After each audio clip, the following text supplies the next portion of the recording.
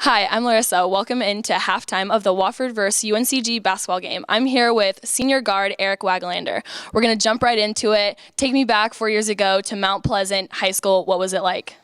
It was a long time ago, but I played at Wando High School for David Eaton. He played here at Wofford, and it was a rough kind of career for me in high school. I went about 16 months without playing basketball in high school because of injury, but that's when I really fell in love with the game, realized my passion for coaching, and really realized that's what I wanted to do with my life.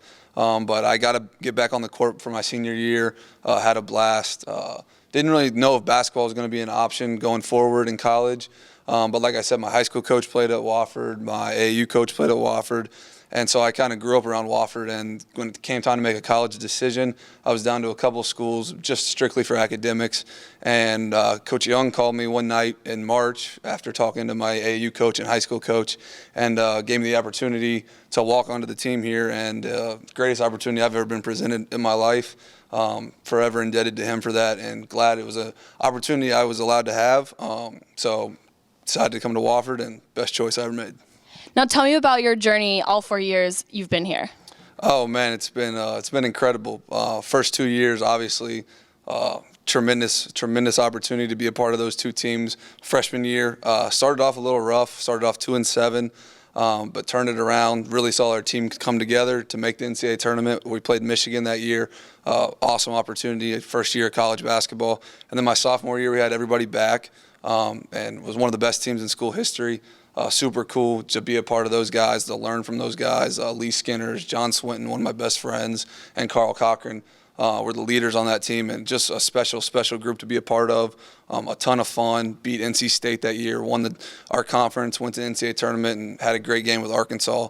But just an awesome opportunity, an awesome team to be a part of. So 2 out of those 3 years you went to the NCAA tournament. Walk me through that experience. As a college basketball fan, junkie, as a kid, there's nothing like it. I'll never forget my freshman year.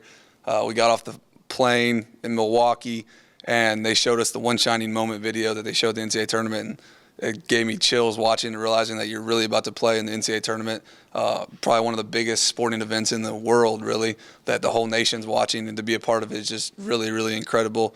And then to do it again my sophomore year, back-to-back, you realize how hard it is to get there, how many teams are trying to get there, and all the sweat and hours that go into it. It's an incredible opportunity, something that don't take for granted, realize how hard it is, and to do it twice in 3 years, like you said, is really remarkable, and speaks wonders to what we're doing here at Wofford, the coaching staff, and the type of guys we have in our program. So for all the high schoolers out there, tell me what it's like being a walk-on and playing at a Division I college.